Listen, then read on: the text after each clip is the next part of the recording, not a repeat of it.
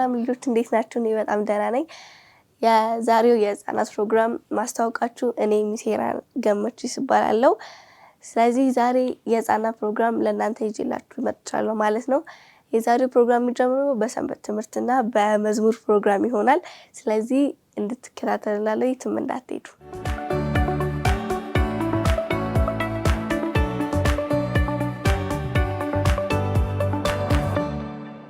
እንደምን አላችሁ ልጆች? ከህፃናት ሰንበት ትምህርት ክፍል ሁለተኛውን ሰንበት ትምህርት ይዘንላችሁ መጥተናል።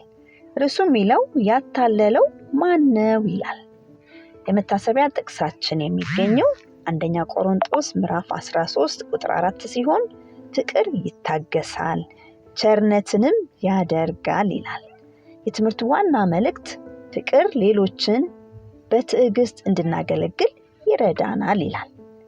ልጆች ለአንድ ለምትወዱት ሰው ስትሉ ለረጅም ጊዜ እጅግ አጠንክራችሁ ስራ የሰራችሁበት ጊዜ አለ? ምናልባት እንጨት በመደርደር ወይም ቤታችሁን በማደስ ስራ አባታችሁን ማገዝ ተግባር ይሆናል የፈጸማችሁት። ወይም እናታችሁ በአትክልት ስፍራችሁ ስራ ቀኑ ሙሉ አግዛችሁ ይሆናል። ስራው ሲያልቅ ደስ ብሏችሁ ነገር ግን ደግሞ የሰራችሁትን ሰው ስለምትወዱት ስራውን እንኳን ሰራው ብላችሁ ነበር።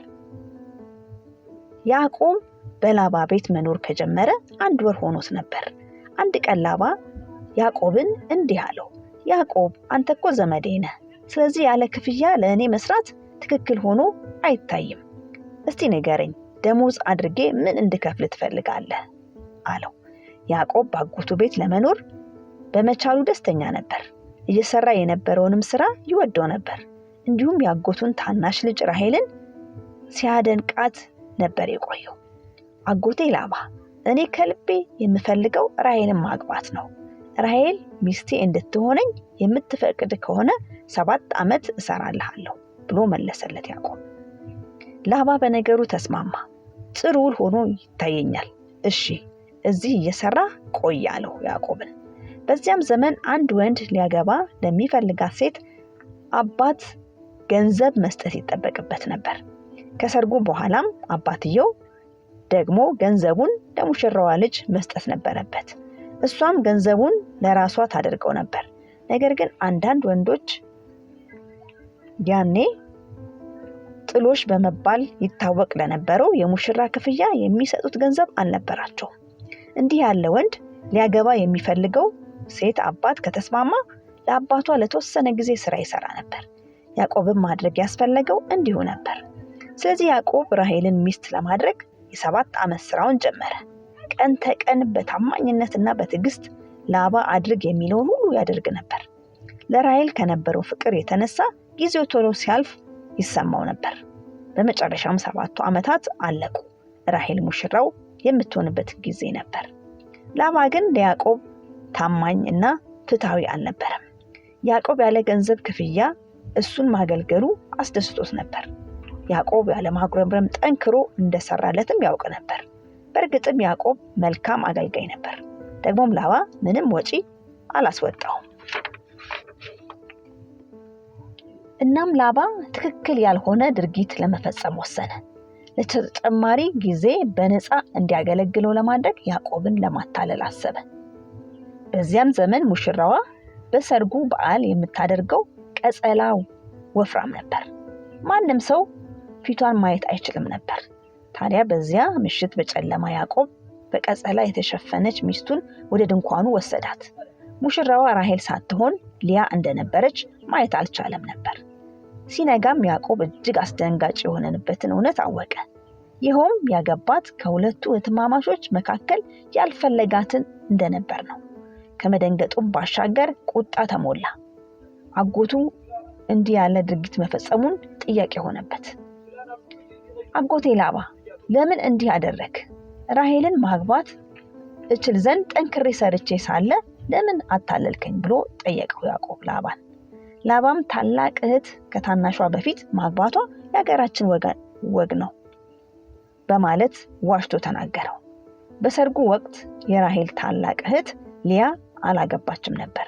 ላባ ጨምሮ ያዕቆብን እንዲህ አለው፣ ሆኖም አንድ ድርድር ወይም ስምምነት አቀርብልሃለሁ። ራሔልን ማግባት ትችላለህ፣ ግን ያ ሊሆን የሚችለው ተጨማሪ 7 ዓመታት ካገለገልከኝ ነው። በዚያም ሀገር በዚያ ዘመን ብዙ ወንዶች ከአንድ በላይ ሚስቶችን ነበሯቸው። ስለዚህ የልያ ሰርግ በዓል ሳምንት ሲያበቃ ያዕቆብ እንደገና ራሔልን አገባ። ከዚያም ያዕቆብ ላባን 7 ተጨማሪ ዓመታት ማገልገሉን ተያያዘው። ያዕቆብ የገንዘብ ክፍያ ሳይከፈለው 14 ዓመታት ሰራ። ረጅም ጊዜ ነበር። ይህን ያደረገውም ራሔልን ለማግባት ነበር። ለእሷ የነበረው ፍቅር ግን ከባዱን ስራ አስደሳች አድርጎለት ነበር። ያን ሁሉ ጊዜ ላባን በትዕግስት አገለገለ። ራሔልን በሚስትነት በማግኘቱ የለፋው ልፋት ከንቱ እንዳልቀረ ከልቡ አመነ። ለእሷ የነበረው ፍቅር ስራውን አቅልሎ እንዲያየው አደረገው። አንድ ሰው ከልባችን ከወደድን በትዕግስትና በደግነት መንፈስ እናገለግለዋለን። ይህን እንድናደርግ እግዚአብሔር ይርዳን። ጌታ ይባርካችሁ ልጆች።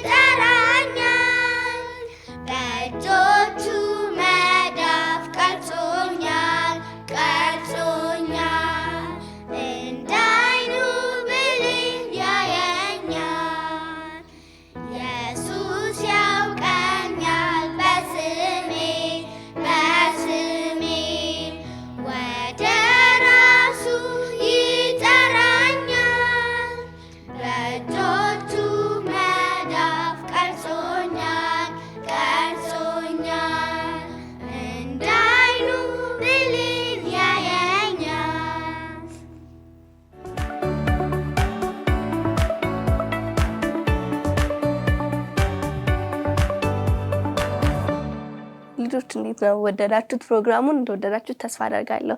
በደንብ እንደተማራችሁ ተስፋ አደርጋለሁ። አሁን ደግሞ በመቀጠል የህፃናት የታሪክ ጊዜ ይኖረዋል። ታሪኩን ደግሞ እንደምትወዱት እጅግ ተስፋ አደርጋለሁ። ተከታተሉት፣ የትም እንዳትሄዱ።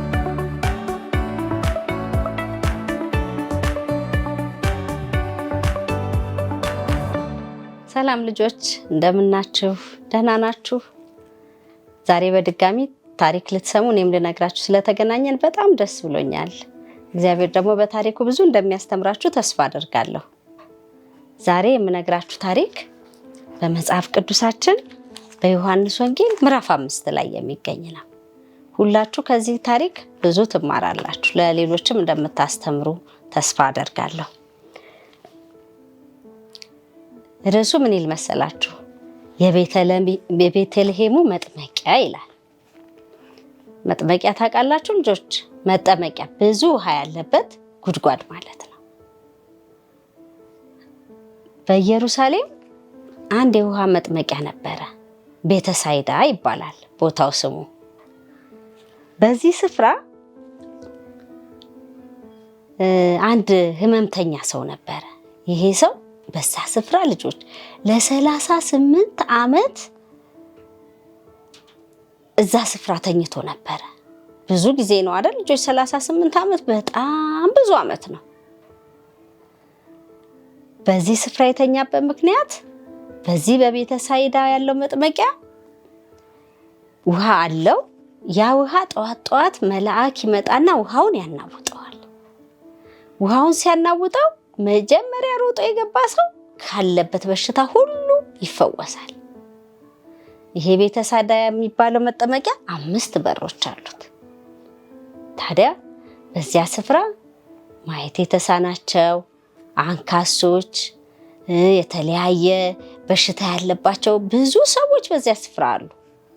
ውሃው ሲንቀሳቀስ ከነዚህ ሰዎች መሮጥ የሚችል ሁሉ ሮጦ መጀመሪያ ከገባ ወዲያውኑ ይፈወሳል። ይህ ሰው ግን ልጆች መዳን ይፈልጋል።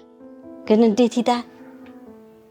ምንም መዳን አልቻለም። ምክንያቱም ልክ መልአኩ መጥቶ ውሃውን ሲያንቀሳቅሰው እሱ መግባት ይፈልግና ግን አይችልም። አቅም ስለሌለው እግሩ መሄድ አይችልም። ሰውነቱ መንቀሳቀስ ስለማይችል መግባት አይችልም። ሁልጊዜ በሚድኑ ሰዎች እያየ እሱ ስለማይገባ ያዝናል። አንድ ቀን ግን ምን ሆነ መሰላችሁ? ጌታ ኢየሱስ ወደዛ ስፍራ መጣ። መጥቶ ሲያይ ይሄ ሰው በአልጋው ላይ ተኝቶ አገኘው። ብዙ ዓመት እንደተኛ ገባው። ብዙ ዓመት እዛ ስፍራ እንደነበረ አስተዋለ። ስለዚህ ቀረብ ባለና ምን አለው መሰላችሁ? አንተ ሰው መዳን ትወዳለህ ትፈልጋለህ ብሎ ጠየቀው። ልጆች ሰው ምን ሊል የሚችል ይመስላችኋል? እስቲ አስቡት። አይ እኔ መዳን አልፈልግም የሚል ይመስላችኋል? አይልም። ደግሞስ እንግዲህ አስገባኝና እዛ ውሃ ውስጥ ወሰደኝና ልዳን የሚል ይመስላችኋል? እናንተ መልሱን አዳምጡ። ይላችሁ ምን አለው መሰላችሁ? መዳን ትፈልጋለህ ሲለው አዎ ፈልጋለሁ፣ ግን እኔ ሰው የለኝም።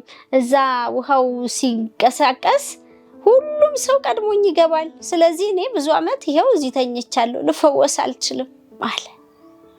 መዳን እፈልጋለሁ አለ። ከዛ ጌታ ኢየሱስ አዘነለትና ምን እንዳለ ታውቃላችሁ? በል ተነስና አልጋህን ተሸክመህ ሂድ አለው። የዚህ ጊዜ ይሄ ሰው በጣም ተደሰተ። አንስቶ ውሃ ውስጥ የሚያስገባው መስሎት ነበረ። እሱ ግን እንደሱ አይደለም ያለው። ተነስና አልጋን ተሸክመህ ሂድ አለ። የዚህ ጊዜ ይሄ ሰው በጣም ተደሰተ። ብድግ አለ፣ ታዘዘና ቶሎ ብሎ የተኛበትን አልጋ ብድግ አደረገና ተሸክሞ ጤናማ ሆኖ መንገዱን ሄደ። ልጆች የእግዚአብሔር ፍቅር የተለየ የጸጋ ስጦታ ነው። ይህን ሰው ደርሶ አዳነው። ኢየሱስ እያንዳንዳችን ምን እንደሚያስፈልገንና በምን ችግር ውስጥ እንዳለን ያውቃል። ስለዚህ ሁል ጊዜ እኛን ለመርዳት እኛ ወዳለንበት መምጣት ይፈልጋል። ለምን የሚያስፈልገን ምን እንደሆነ ስለሚያውቅ ነው። ደግሞ ልጆች ይህ ሰው ለመዳን ገንዘብ አወጣ እንዴ? አላወጣም። ምንም የከፈለው ነገር የለም። እንዲሁ በነፃ የእግዚአብሔርን የፈውስ ስጦታ ተቀበለ። ልጆች እኛ ዛሬ እግዚአብሔር በቃሉ በተለያየ መንገድ ስለ ፍቅሩ ይነግረናል፣ ስለ ፈዋሽነቱ ይነግረናል። ገንዘብ ሳታወጡ ደግሞ ምንም ነገር ሳታደርጉ ተቀበሉ ይለናል። ደግሞም ገንዘብ ሳናወጣ ምንም ሳናደርግ ደግሞ የሰጠን ሌሎች ብዙ በረከቶች አሉ። እነዚህ በረከቶች እኛ ጥሩ ሰዎች፣ ደግ ሰዎች ስለሆንን አይደለም የተሰጡን። ምን ስለሆንና እግዚአብሔር ስለሚወደን ብቻ ነው የፍቅር ስጦታዎቹን የሰጠን። ስለዚህ እስቲ ልጆች እናንተ በቤታችሁ እርስ በርሳችሁ ከቤተሰቦቻችሁ ጋርና ከጓደኞቻችሁ ጋር ይህን ታሪክ ተነጋገሩና እግዚአብሔር ደግሞ ምን አይነት የፍቅር ስጦታዎች እንደሰጣችሁ አስቡ። ይህ ሰው እግዚአብሔር የፈውስ ስጦታ ሰጥቶታል፣ ጤናማ አድርጎታል። እናንተስ ምን አድርጎላችኋል? ለእኔስ ምን አድርጎላል? ልጆች ገንዘብ የማናወጣባቸው ብዙ በረከቶች በዙሪያችን አሉ። ፀሐይ በገንዘብ አልገዛ ነው፣ ግን ፀሐይ በጣም አስፈላጊ ነገራችን ነው አይደል? ስለዚህ እግዚአብሔርን ምን ልናደርግ ይገባል? ልናመሰግነው ይገባል። በቤተልሔሙ መጥመቂያ የሆነው ይሄ ነው። የእግዚአብሔር ፍቅር ለዛ ለ38 ዓመት ሽባ ሆኖ ለተኛ ሰው ተገለጠለት። ጤናማም ሆኖ ወደ ቤቱ ሄደ። ለኛም እግዚአብሔር እንደዚህ አይነት ስጦታዎችን ሊሰጠን ሁልጊዜ የተዘጋጀ ነው። በዚህ እኛም የተዘጋጀን መሆን እንድንችል ለመቀበል እግዚአብሔር ይርዳን። በሌላ ታሪክ እስከምንገናኝ ድረስ ልጆች ሰላም ሁኑ፣ ደህና ሁኑ ልጆች።